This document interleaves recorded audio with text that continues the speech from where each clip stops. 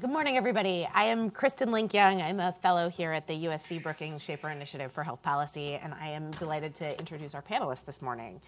First, we have Kevin McEnany. He is a lawyer in private practice.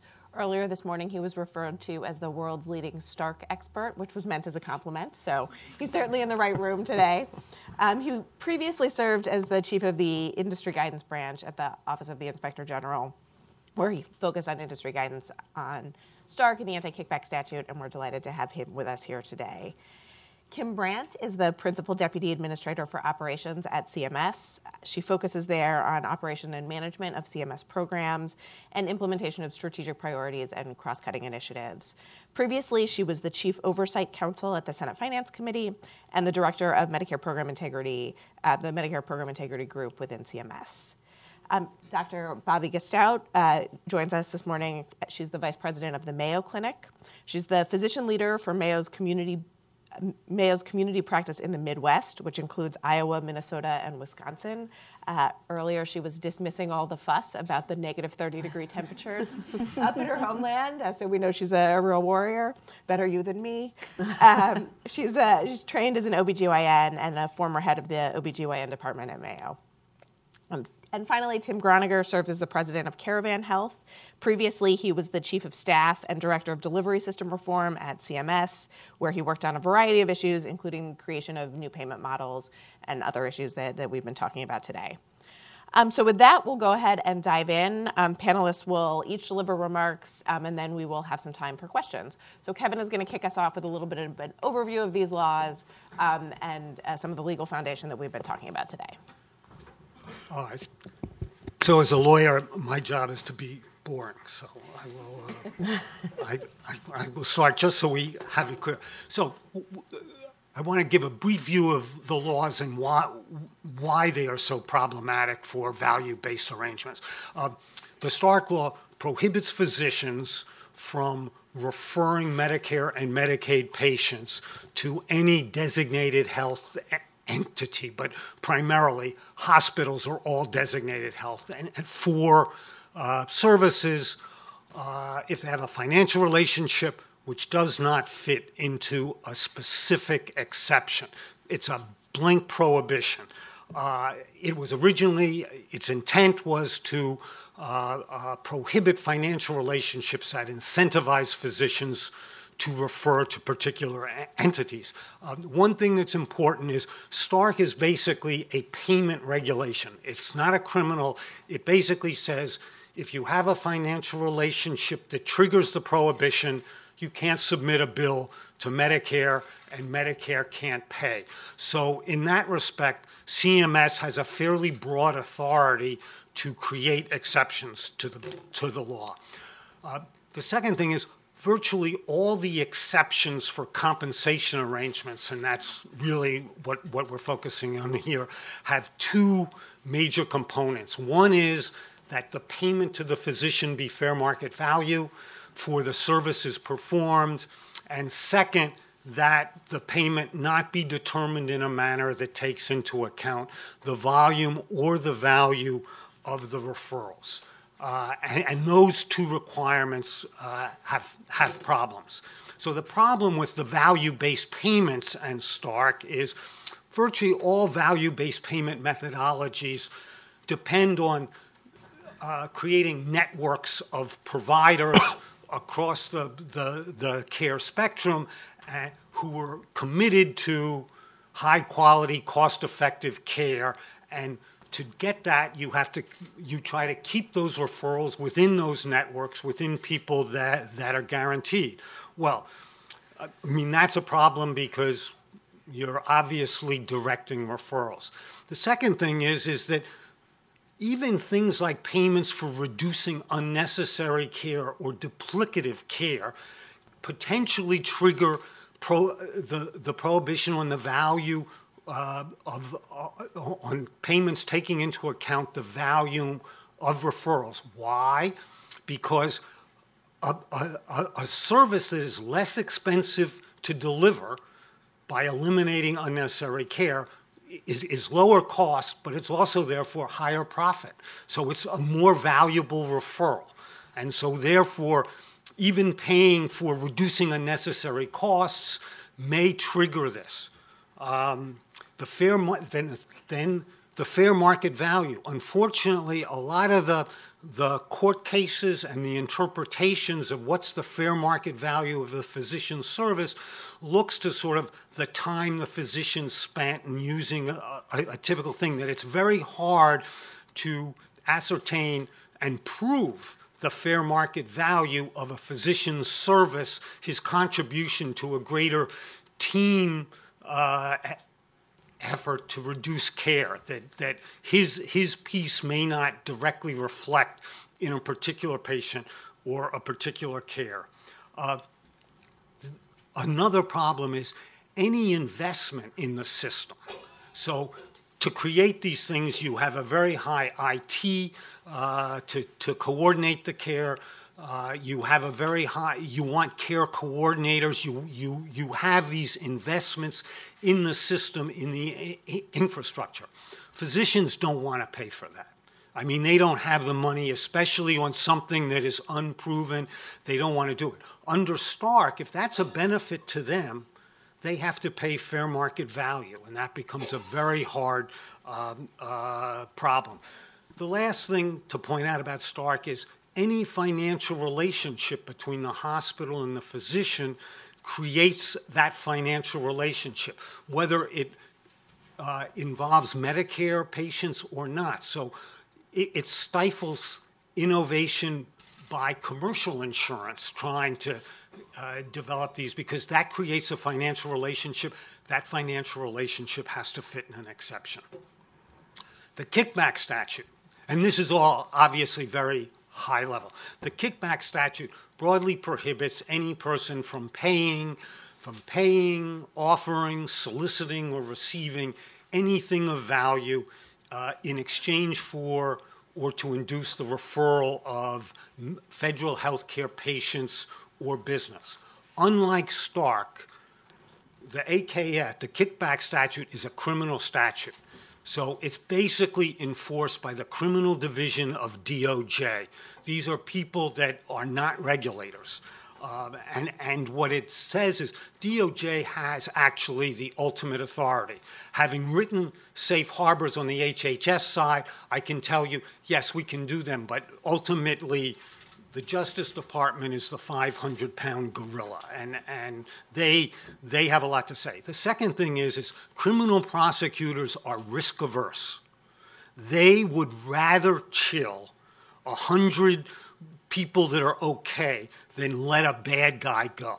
And that's just, and you can't blame them, because the people they see, the actors they see, are typically pretty bad guys. So they have this world view that these people are all out to rip us off. And it may be skewed, but that's what you have to deal with.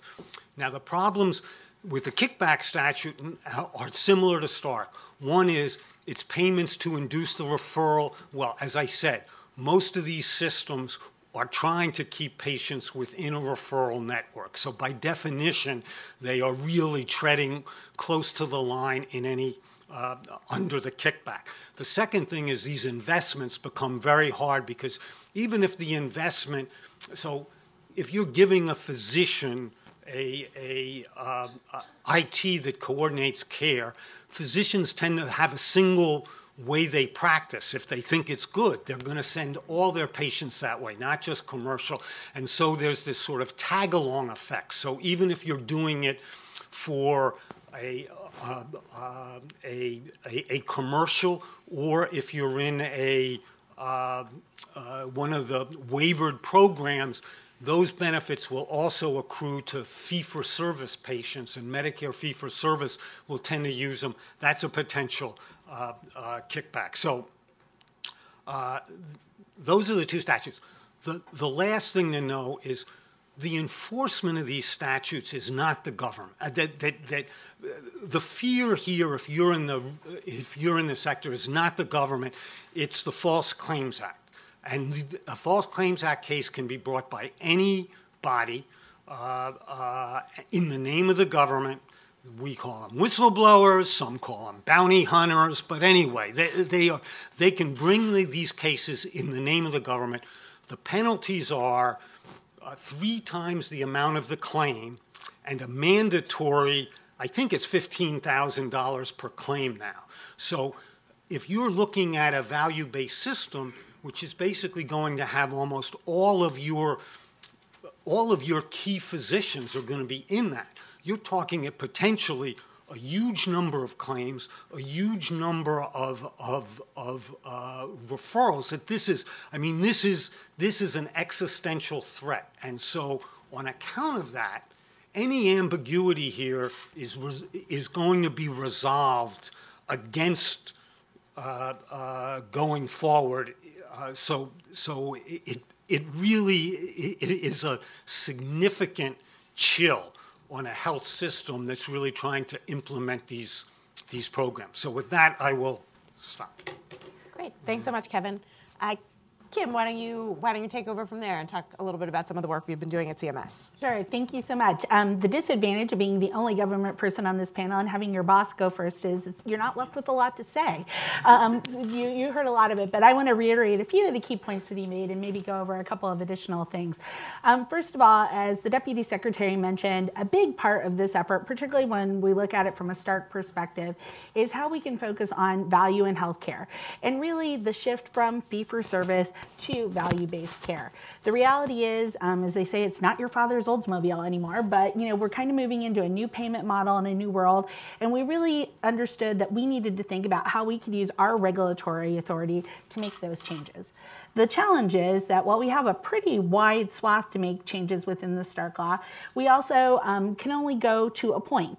As was evidenced by one of the questions earlier, there are legislative changes and statutory changes that only Congress can make. For instance, we cannot do away with the Stark Law. Only Congress can do away with the Stark Law. Only Congress can make certain changes to really broaden some of the applicability of certain parts of the Stark Law. But within the confines of the current statute, we think that we've got a wide flexibility.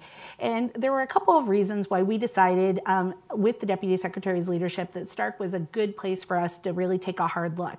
The first was, as he mentioned, in our payment rules last year, the administrator really was interested in hearing about regulatory burden. So in every single one of our payment rules last year, we put out a request for information asking for people to give us comments on where they thought the greatest amount of regulatory burden was. One of the top 4 things that we got, and sort of really one of the biggest areas of comments that we got, was related to the Stark Law. There were a lot of people who felt that the amount of burden and the amount of uncertainty and lack of clarity and just sort of lack of just direction generally with respect to the Stark Law was a real impediment to them being able to provide value-based care or valuing care generally. It was also standing in the way of their ability to coordinate care. And that is something that, to make sure our beneficiaries are getting the care they need and make sure that we are providing the best value in healthcare, was really something that the administrator thought we needed to think about.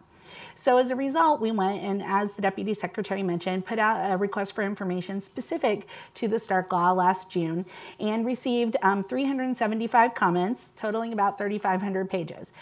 Yes, I have read them all, as have a team of ours and some of our OAG colleagues as well. So many of us had to upgrade our prescriptions on our glasses as a result of all that. But I will say that the comments that we got, as the Deputy Secretary mentioned, were extremely thoughtful and really gave us a great insight into where it is that people were having the impediments to value-based care and where there were care coordination issues. When I was at the Senate Finance Committee, we did a similar type of outreach where with the Ways and Means Committee, we asked for people to send in comments on how we could change the Stark Law. A number of those were very good as well, but a number of them were unrepeatable because they used certain language, such as get rid of the whole blankety blank law and things like that. These were a little more substantive, and the average length was about 50 pages, but what I really thought was so striking about them was the number of very specific examples that people gave us, such as, we would love to do this type of value-based arrangement, or we would love to think about how to integrate social determinants of health or do certain types of things to really be able to better serve patient populations and move towards more value-based types of arrangements, but we don't think we can because we have these impediments, and this is where the Stark Law is not serving its purpose. We also had a number of commenters who wrote in and really stressed the need for the balance. They were concerned that we would go too far and that we would no longer have the appropriate guardrails or parameters around it to ensure that there would be some sort of check against unnecessary referrals or unchecked types of care coordination where perhaps people would be able to skirt the law and hopefully wouldn't have quite the same level of bad actors that Kevin was referring to that DOJ deals with. But it is the sort of thing where if you give people an inch, sometimes they'll take a mile. So we really needed to think about, and the commenters told us, really try and make sure that you're hitting that balance between how it is that you can be more flexible and think more innovatively as you move towards the value-based care and care coordination, but at the same time, make sure you're still keeping those safeguards because we think those are really important to make sure that people aren't going to go forth and just take unnecessary advantage of this. So I think when it came down to it, we really ended up with about 6 buckets that really are where hopefully as the NPRM comes out later this year, you'll be able to see the types of things that we've been really trying to focus on. The first area that we heard a lot about, as I mentioned, was on the alternative payment models and care coordination. People asking for, should there be specific exceptions? What type of exceptions? How would those exceptions work? How do those work with existing exceptions? No, exceptions are a popular theme here. There was a lot of discussion about how that all plays out and sort of what should stay and what should go and how we should think about that in a new world order.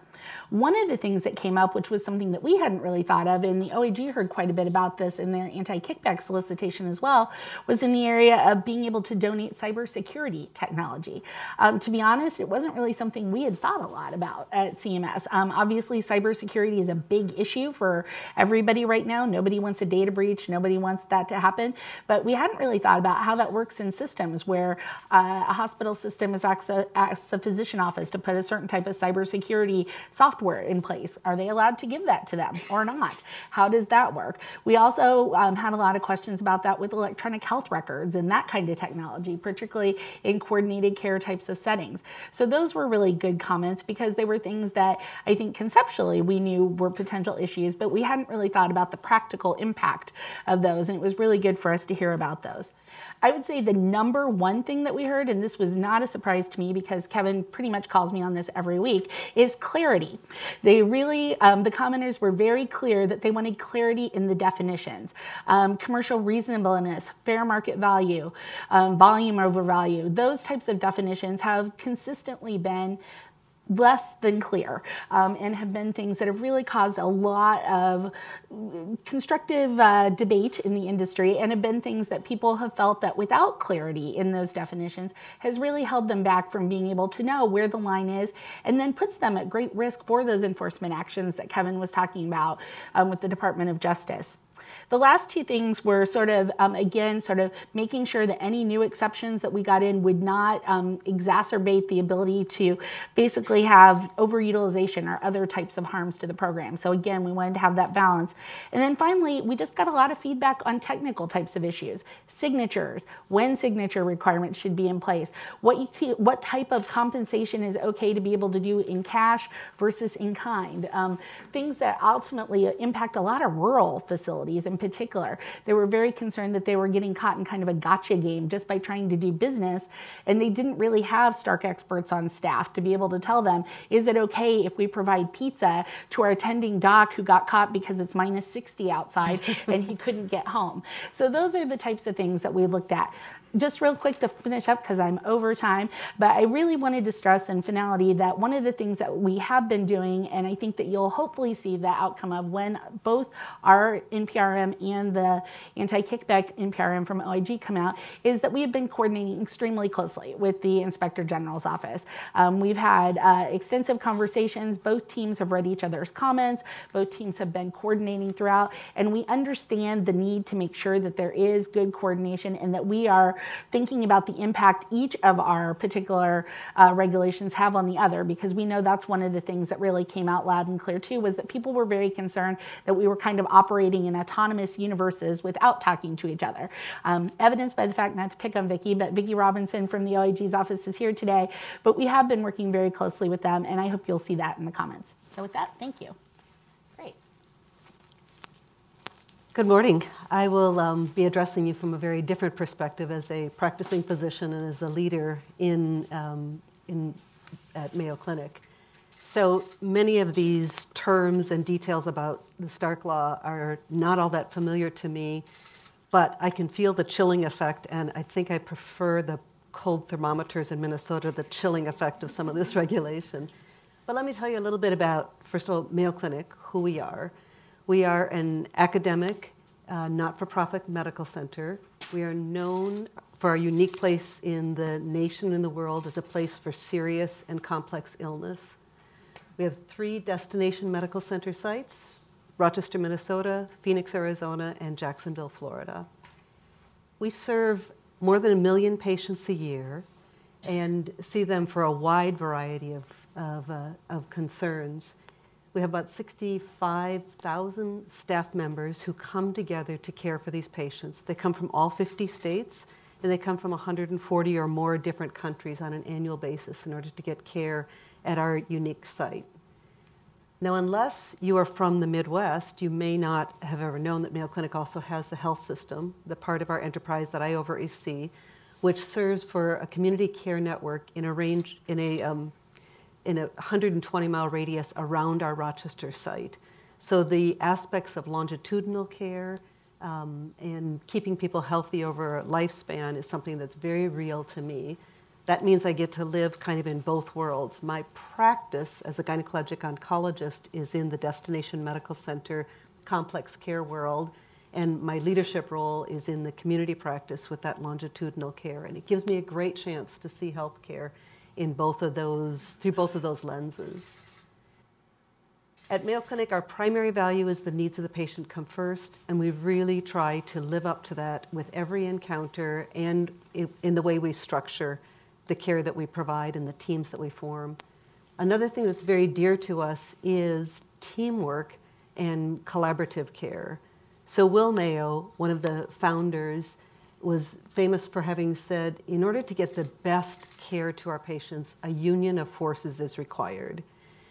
And that was very prescient when you think of him saying that 150 years ago, at a time when most people were practicing in individual silos. But the value-based world that we are moving to really does require that we get very, very good at this union of forces, and that partnerships and collaborative networks is really what it's going to be all about in order for us to achieve our goals as a nation in providing the best care to our people. So what does value-based care mean, and how does it translate if you're a clinician? It starts with the real fundamentals of saying get the right diagnosis the first time. It means don't do unnecessary procedures or have unnecessary care delivered. It means keep people out of hospitals and emergency rooms by keeping them healthy enough that they don't need that sites. And it means making sure that our population has got access to the preventive services they need to stay healthy. So each aspect of that has to be in place in order for us to really work toward our dream of the highest value care that we can offer to Americans. Let me give you one example of the weird interplay that this can mean sometimes. We created a clinic called a complex diagnostic clinic. And the purpose of this clinic was to take patients from around the globe who were just having trouble getting an answer or getting a diagnosis, but everybody knew something was wrong, and saying, we'll form a network around these people, and we'll work very hard to say, with intensive work over the course of usually a week, we will strive to get answers. So in the first year of this clinic, we served 286 patients, and 88% of those patients left with a new or a refined diagnosis. Now, that time in the complex care clinic was a very resource-intensive time. Might sound like, is that value? But the important point is, if we don't get the fundamentals right, if we don't have the right diagnosis, we're going to be wasting a lot of time, effort, and resources in giving the wrong care rather than getting people better. So it's really important that we understand value and that we continue to drive toward it. As I said, I'm a clinician. I was in the clinic last week and then in the operating room on Friday. I'm in close touch with my team and in close touch with my colleagues at Mayo Clinic. And importantly, I also have a strong network of associates and colleagues across the nation. And I feel very much in tune to what it means to have chosen healthcare as a field. And one of the things I know for sure is nobody decided to go into medical school or nursing school or physical therapy school because they wanted to really focus on process and policy. We all chose this because we want to get people better. We want to make a difference in their lives.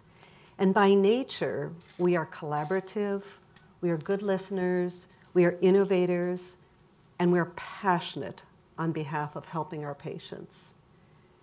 So if as policymakers and if leaders of the nation, you're able to really focus us on what is the vision, and I will say high value care is an exceptional, good vision for us. If we can focus on the vision and then focus on getting out of the way, then this team of people that I know so well who come to work every day to serve our patients will have the best chances to use their passions in order to make this the healthiest nation that we can be. Thank you. Thank you so much, Tim. Thank you, and I'm really happy to be here on this panel. I appreciated the remarks from Secretary Hargan earlier, and I want to start. I'm going to make some comments, two main buckets, drawing on my time at CMS, how to think about some of the policy issues at play here. And I now work at a company called Caravan Health. We support 225 health systems, serving about 1 million Medicare beneficiaries working in ACOs across the country. So I'm going to provide some anecdotes from how these issues come up when I talk to hospitals and physician leaders sort of on a ground day-to-day level. First, I want to commend Administrator Brandt and Secretary Hargan on the process they're following here, going through an RFI, collecting comments, then getting to rulemaking. Coordinating with law enforcement agencies is one of the hardest ways to make rules in CMS land, and you end up in the weirdest places sometimes. You find out that they have, and I'm just certainly not speaking from any inside knowledge on this, but perhaps they have cases in the pipeline that are implicated by policies that you're making. Perhaps they have longstanding interpretations, so it's just really hard to go through this process. And but I think you're following the right approach here. And I also want to second the idea that whatever we do, having clarity around the rules is really important, and we don't have clarity at all right now in a lot of these contexts, and that's what causes a lot of the confusion and a lot of the expensive lawyers' bills for systems that often can't afford it. And I say that advisedly on a panel with 3 lawyers, but the reality is there are a lot of lawyers involved in this conversation. So the first place I want to start is just around the policy issues around patient protection. So these rules are old. They came about in a time that is not that far from today, where there are very strong fee-for-service incentives to provide unnecessary tests and procedures that can be very harmful to patients. You don't have to look very hard to find examples of combination of hospitals and doctors trying to do unnecessary implants of cardiac defibrillators or do unnecessary spinal fusion surgeries. And these laws are one set of brakes on some very strong fee-for-service incentives. They're not the only set of brakes, but it's really hard to catch perpetrators of those in real time. And so putting some brakes on responsible actors in the system, which are often health systems and their team of risk-averse managers, it makes sense to have some self-vigilance in the industry here, and to be cautious in how we go about creating new exceptions and safe harbors and the like to protect against really egregious behaviors. Not that those are the norm, but they are real and something that really needs to be thought of for beneficiary protection concerns. That said, in practice, I think it's clear that we probably haven't gotten the balance of protection and reasonable regulation right here. The fear of Stark and anti-kickback colors basically all conversations between doctors and hospitals, and I think is one contributor to unhealthy relationships between physicians and hospital leaders in a community. Physicians do not understand, nobody understands these rules, even experts, except for possibly Kevin. But basically no one else in healthcare does, and even wonks who work on this stuff for years at CMS and elsewhere view this as sort of the underbelly of payment reform, where yes, we need to do something about it, but man, I'm really not sure what. And so hospital administrators, physicians, when this comes up in their world, it's their lawyers telling them, no, you can't do that because you might go to jail. And that's sort of the end of a conversation around a whole bunch of potentially worthwhile innovations. You never really know what innovations are not happening, but I think that the penalties are substantial enough here that they're probably real. Interestingly, the Innovation Center and Medicare Shared Savings Program waivers are the only game in town around this in a lot of cases, and those are very useful. Most of our clients rely on those to fund investments in certainly information technology, but also investments in a management structure to support work in an accountable care organization. Without those waivers, none of the ACOs, or we would have a ACO program that's 10% of its current size, probably composed only of health systems that employ their own physicians and very small physician-led ACOs. So those waivers are great and they're important, but I think that you could probably make an argument that they sort of unfairly prefer CMS-directed models, which I, again, love and have been involved with in many cases, but I think there's probably some innovations that could be driven by the private sector here that are just not even contemplated because of the structure of the waiver policy that we have today. And so, on the third hand, I think that we have to keep in mind that risk-bearing is not that widespread at this point in time, despite, as Secretary Hargan said, you can see the light at the end of the tunnel and we need to lay the tracks there. We can't forget about the other pieces of the engine here. If you create a system that allows a hospital or a physician group to reflect lower costs to themselves, there's no guarantee that those are going to be passed on to other actors in the system, whether they're private payers or Medicare. And so policy and market structure is ultimately going to determine how patients and the government can benefit from these changes. And so it's really important to continue and even accelerate efforts to reform the underlying fee-for-service system, which is still the majority of payments here. I think it's also worth talking about that Congress likely needs to be involved here. I don't want to get into that in great detail now, but I'd be curious to hear what others on the panel think about that. I think that this is really hard to tackle just from an administration perspective, and so some statutory involvement here is likely to be necessary at some point.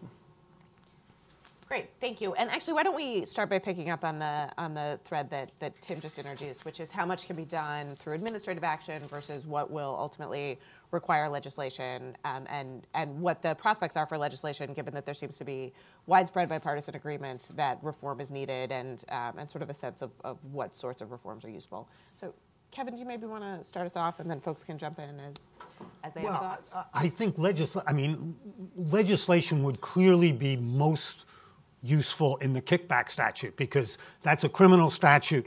We don't do a lot of regs around criminal statutes. And so I think if Congress has the authority to create a very broad exception that, and basically if Congress speaks, justice has to listen. So, I mean, with the rest of us talking, justice doesn't have to. So, I mean, that's clearly the single most important legislative piece. I mean, there are pieces that could be clarified, that could be fixed legislatively. I think there are regulatory workarounds, but clearly the volume and value, some of the definitions in terms of when they apply to bundled payments, I think could be fixed in a way that would be simple. But I think the big change that Congress could do would be the kickback statute would be by far the most important. I'll jump in. I think I won't speak to anti-kickback because that's outside of CMS's purview, but with respect to Stark, we believe that we've got a fair amount of flexibility within the confines of the current statute, but obviously it's always helpful if Congress takes legislative action. So if, for instance, we would do proposed rulemaking or even final rulemaking which had clear definitions in it that Congress would then want to codify into statute or things like that, it's always helpful, because if you've got something in statute, it's a little more permanent than it is with regulation. The flip side of that is regulatorily, we can always make tweaks and changes, where it's much harder to do that with statute. As to what the prospects are on that, I think there has been a little bit of interest, as evidenced by the question earlier, in starting to introduce some legislation related to this. There was legislation in the last couple of Congresses around particularly technical violations of the Stark Law and how to handle those. I expect to see something like that back again this year, so we'll just see. But our goal is to work very closely to make sure whatever we do does not, sort of go at odds with whatever Congress would intend to do. Great. All right, I'm going to ask one more question and then we will open it up to the audience. But I heard a lot about sort of two different themes from you all and from the Deputy Secretary. The first is the need for clarity, that there are enormous penalties here. Stakeholders need clear, bright line rules about how they should be behaving. There was also a lot of talk about innovation. We have a set of laws that was written in one environment. We are now in a different environment, and there's sort of a need for updating and for allowing continued innovation in this space. Do you see a tension between those values, between providing clarity and certainty about what we are doing now, but also not stifling additional innovation and putting us back where we are today, with rules that don't work for the existing models 5, 10, 15 years in the future? And if there is a tension, how do you think it can be resolved?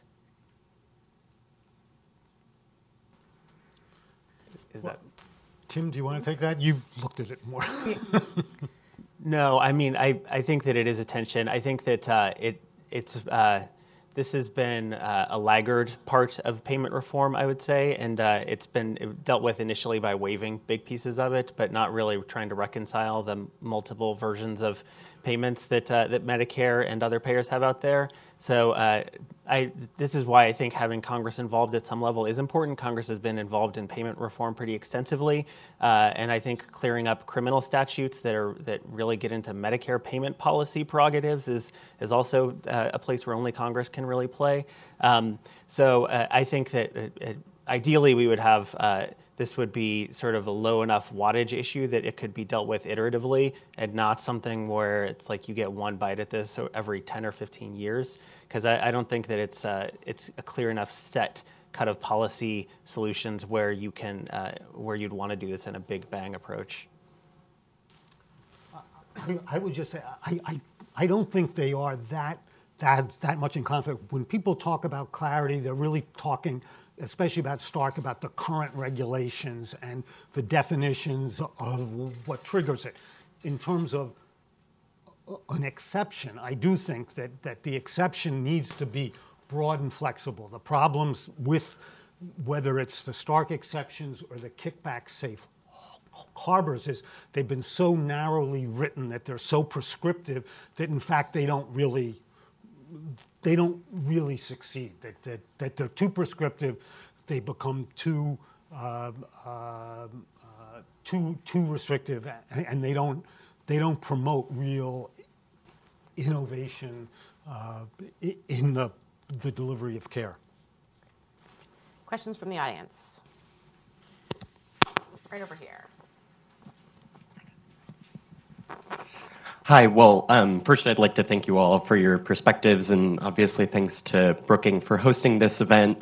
Maybe just sort of following on that last part of the conversation, it seems like we're talking about a range of different Stark and anti-kickback problems, and in terms of maybe what new legislation could do, is it maybe more beneficial to separate out some of the issues relating to kickback and program integrity that might be made more straightforward, like medical products and how they might be used in kind of unique value-based arrangements, versus some of these other areas that still seem to be kind of very undefined, like when we talk about integrating social determinants of health. So kind of thoughts from the panelists about if separate safe harbors or exceptions would be better, or if it would be maybe more expedient to roll it all up into one. Me? I don't. I think yes, there are clearly some specifics in terms of value-based payments between device manufacturers and pharma that can fit into the existing. I mean, there are existing discount exceptions and safe harbors that could be fixed. But in terms of these value-based arrangements among providers, I think a broad, flexible regulation is an easier way to go.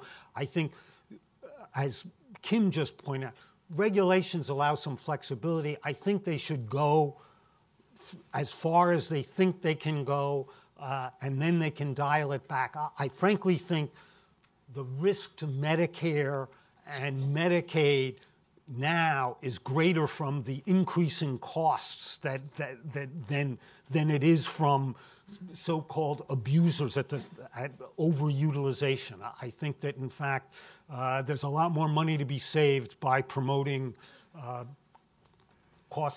value-based arrangements than is at risk really from doctors overutilizing, doing bad things. Yeah. I mean, not that we shouldn't go after them, but I think the greater risk is not trying to get system reform. And I think that that's what we're really trying to go at, and why we're working so closely with the OIG to make sure that as we look at these exceptions that we're sort of coordinating with each other to make sure that they, will allow the greatest flexibility. Because again, from a programmatic perspective, we want to promote that value. As you heard, that's one of the Secretary's top 4 goals. That's certainly a key goal of the administrator, and we want to promote that value. And so if we have things like the Stark Law, which are stopping people from going to those models, as Tim was pointing out, and as some of the other panelists have mentioned, I think that's something that we really are trying to take into account as we look at how we update the Stark Law. I'll just comment also, I think you raised such a good question because you described 2 very different realms where these same principles can play out. And as a leader in healthcare, I think the question we ought to ask in answer to yours is, are we going to get the most precise guidance by separating those because the language and the content and the context are different, or are we going to be able to simplify and have one?